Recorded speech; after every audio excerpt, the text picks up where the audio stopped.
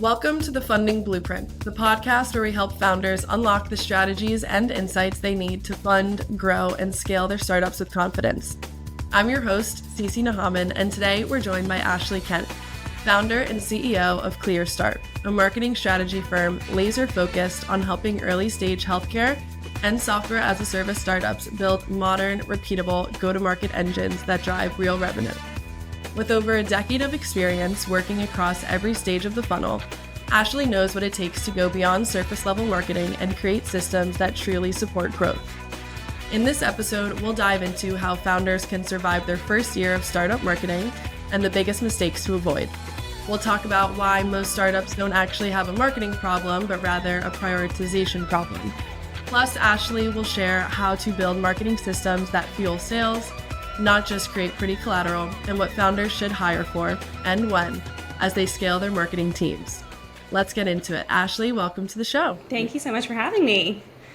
Of course, we're so excited to have you. Well, let's just jump right into it. Let's be real. The first year of startup marketing is often chaotic.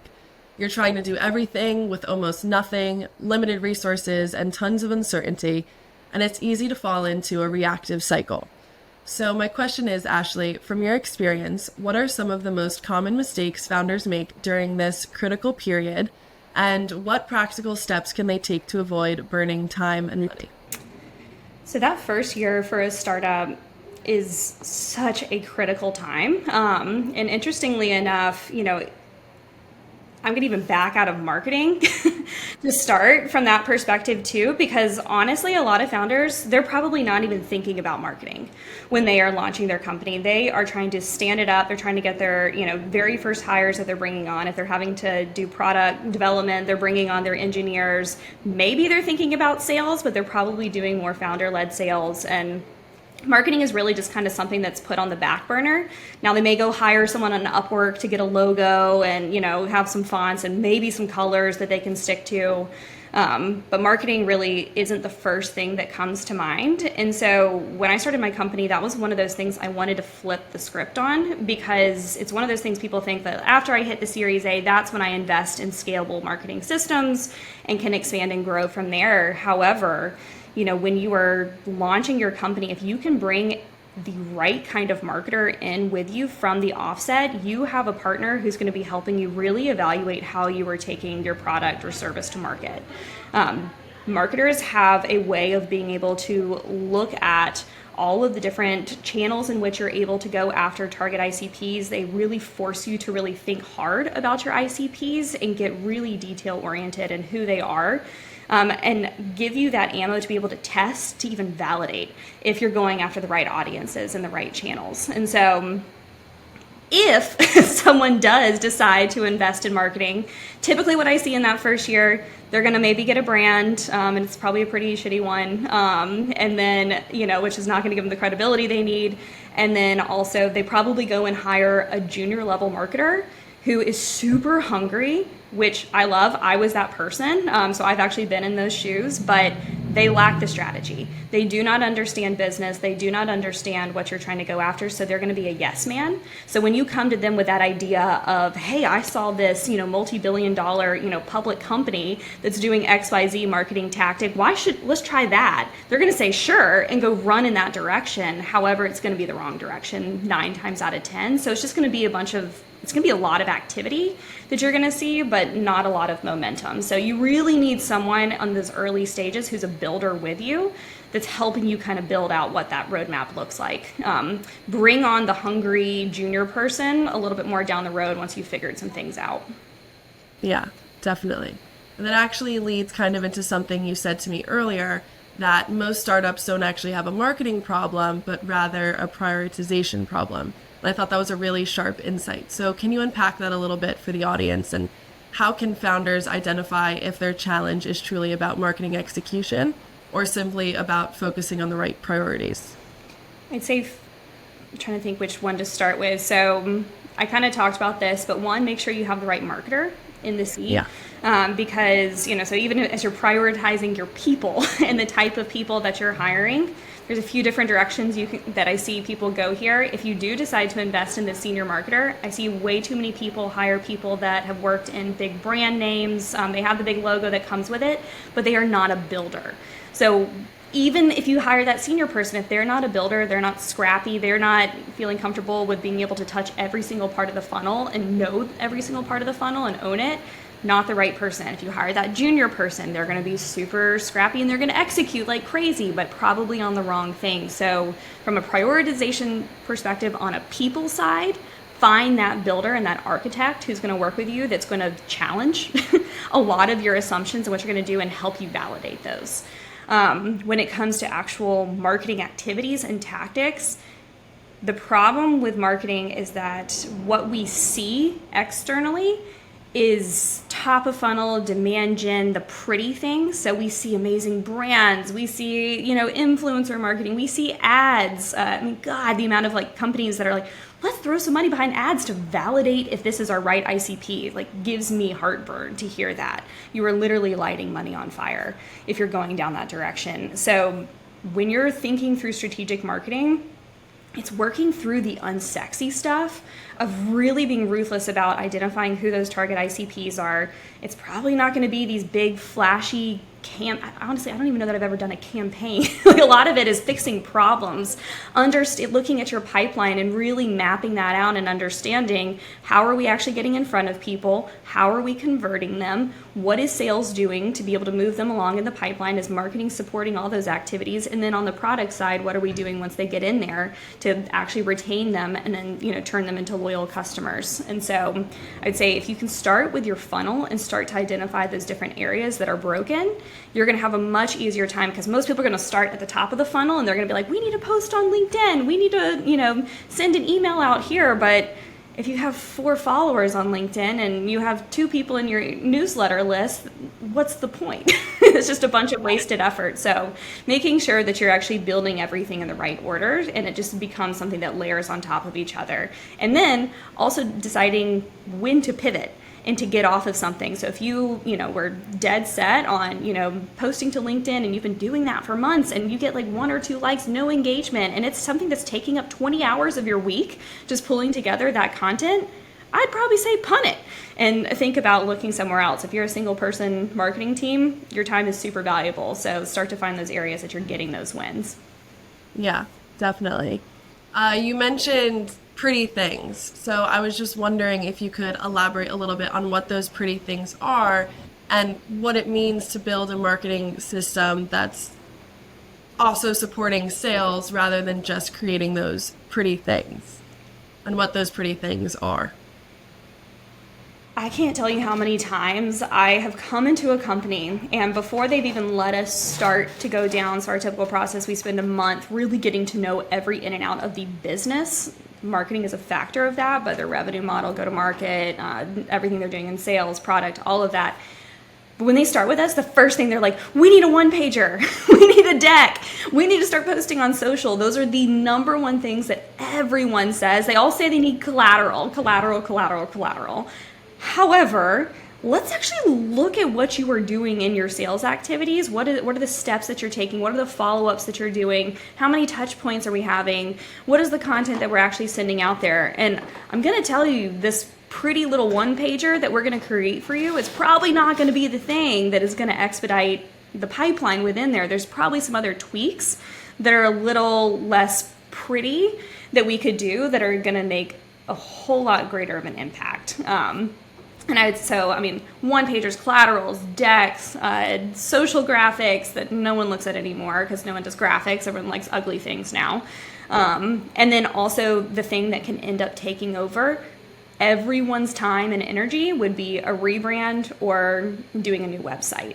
So many people will default to, we need a new website because something isn't working. They will literally overhaul the entire website. And really, that probably wasn't the problem. You probably could have even launched a new landing page to start to test out to see how someone is resonating with your positioning, your messaging. Are they converting? Is there content we can leverage there? You didn't need a full new website build until you validated some other things. Same thing on the brand side. I'm a marketing agency, and people think they come to us, they're going to get a new brand and a new website. And a lot of times they'll start with that. But that's when I say that's a lever that we pull. If I feel like you are losing credibility because of your brand and you are not able to move forward in conversations because of these things, that only then is when we decide to make that decision. It's not something that it makes you feel good because you look pretty and all those things and it came out there. But then you get this new brand and now what? You don't have a marketing engine to do anything with it. So if all those other pieces aren't in place, the pretty things aren't going to move you forward. It might give you a little bit more credibility, but if you can't deliver on anything, what's it for? Yeah, totally. Kind of on the other side of that coin, can you share some examples of those key components or processes, marketing engines that make a marketing system scalable and revenue driven?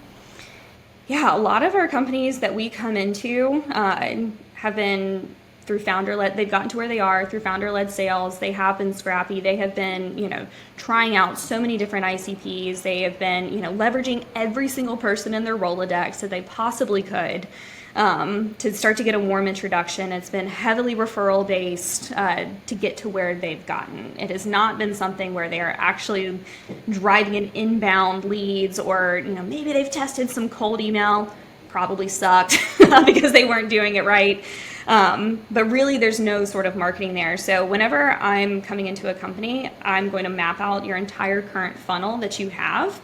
And typically I'm going to start bottom of funnel, because that's going to be the most important. You're going to have active leads that are in your pipeline, and I'm going to look at what are all those things that you're doing to date that we could potentially scale and automate to make your life a bit easier, so that if you were to step out of this as the founder and put a sales or BD rep on this, they're going to be able to do this very consistently. And so that's kind of step one, really looking at your sales motion. So whether that's a sales-led company or product-led, either way, really being ruthless at what are the different steps, touch points, and just this kind of ad hoc follow-up, and the things that you've been doing to date are not going to scale and grow when you start to build up your team. So really looking at that first, and maybe you need a one-pager, maybe you don't. Maybe we just need to, automate a few steps in here. You're forgetting to follow up with leads and they're falling through the cracks. All those different things that you need to put into place within your CRM. So we usually start a lot within the CRM, or a lot of companies don't even have a CRM when we come in there. So we're doing full CRM build outs for companies from that perspective, so that we have somewhere to put everyone, so that we can then, if we start to build on that, moving up the funnel, say middle of funnel, to people that, they're not active leads, they're more marketing qualified leads. They've heard about us at some point. They might be in our ecosystem in some way, shape, or form. How are we starting to convert those people? So really starting to look at our website, looking at the content that we're putting. Are we doing webinars? Are we doing different activities to be able to capture those potential leads? And then, and only then, do I start to move up to top of funnel for any sort of brand awareness and demand gen. And that's going to be, the different activities to make the people who don't know about you know about you. And so whether that's going to be direct outreach through cold email, LinkedIn, phone, snail mail, I don't care, whatever works with a different, I've actually used fax. I'm in healthcare, so we've literally leveraged fax machines to be able to reach providers. Which is hilarious. And I'll do whatever it takes to get to the right people. Conferences, all those various things, that's when all that activity starts. And that's the stuff that everyone loves to see, because it's fun and you feel like things are happening. But it's all that unsexy work on the, foundation laying, that once you start doing the fun stuff, then it's really smooth once they get into your pipeline and people are actually moving along. You're not dropping leads, because say marketing does do their job well at top of funnel, that volume is going to go way higher than what you were doing from just a referral base where you're talking to 10 people. It's going to go up, and you're going to get less qualified leads, and you're going to get all this stuff. So you have to have systems in place to make sure that those leads are moving through along. You're getting the qualified leads you need, and filtering them out and working them appropriately. Yeah, totally. Kind of brings me to my next point. Marketing works really well when it's aligned with sales and product. But in startups, those silos, those divisions can kind of form quickly. So my next question for you is, how can early stage startups align marketing efforts closely with both sales and product teams to ensure that marketing is driving pipeline and not just awareness? Talk to your teams. is the number one thing I can say. It's amazing how much people will kind of go in their own little holes and really spend efforts in their own time, and they're not collaborating with the various teams. So one of the very first things that I do when I come into a company, like I said, I'm mapping out the entire customer journey. And that includes everything from marketing to sales to product and everything that's happening in there. And that can be a really great alignment tool that a lot of companies do not have internally. Product a lot of times has no idea what marketing is working on. Sales is over here and getting frustrated with marketing, and marketing's getting frustrated with sales because they're not following up with the leads that they have, and it's this whole, swirl. And so I always make sure that we have, whatever those touch points need to be. No one loves an extra meeting, but sometimes they are necessary for you, one, from a product perspective, to make sure that you know exactly what's going on. So if this is a product-led company, you better freaking know what's going on within the product, because that's still a part of your pipeline from a marketer's perspective. So you're working really close with them to understand what is actually happening within product to move someone along within here, because typically they're still only a sales qualified lead. Even if they've created an account, it's usually a free account. At that point, you're still working them to get them upsold into a paid. If it's sales-led, working super, super close with sales, they should be your best friend as a marketer, because the thing in marketing is we get engagement, we get, we can see conversions, we get that quantitative data, but we don't get the qualitative data that sales gets. So when they're having those conversations with leads that are coming in here, they're getting the facial reactions of people being like, yes, that's what I'm looking for, that's what I want, or what are the pushbacks that we're hearing, and then taking all of those learnings and then applying it to what you're doing from a positioning standpoint, whatever it may be, to start to iterate on what you're doing on the marketing side. Because if you're just doing the same thing over here and they're getting really good feedback over here and you're not applying it there, you're never going to grow. So staying in really close communication, and then having no egos over it, seeing it as, we're working towards a shared goal. We want to see this company succeed, and that's why I love startups. There's so much energy around just getting to that point of success. And so if you can get all on that same page, then you're going to have an incredible team that's all working in the same direction. It's going to be much more unified in all the different areas that they're doing. Because no one loves to hear, like, we just shipped this new feature. Hey, marketing, go send something out over here tomorrow. You can get ahead of that if you're talking. Definitely. Communication is key. Kind of taking a step back a little. As a startup grows, the next question becomes, who do you hire next? And a lot of founders get stuck trying to decide between generalists and specialists, or waiting too long to bring someone in. And I know you mentioned, those junior marketers that are hungry are, great to hire. But in your view, what are some other roles or skill sets that you believe are critical to prioritize early on? And how should founders think about building a marketing team as they grow? I think about this one a lot. I even think about it internally with my own team, because what we are is we're a fractional marketing department to startups. So I'm always, literally was just on a call this morning with my CFO talking through like potential other structures and, ways to make sure that our teams or our clients are getting the teams that they need to be successful. And so, I would say what I have experienced is if you're at seed stage to Series A, bring on that generalist, bring on that builder, bring on the architect who's able to thrives in ambiguity, doesn't need to be told what to do, and can just jump in and ask those right questions, and we'll just kind of break into every single department. They're gonna, be scrappy and start to figure everything out, but they also need to be incredibly decisive and then come up with that plan, and they have to be able to execute as well. I'd say that was kind of my superpower when I first started, was I was able to really clearly see and feel very, determined in one direction, and I would just run in it. As soon as I made that decision, I would go.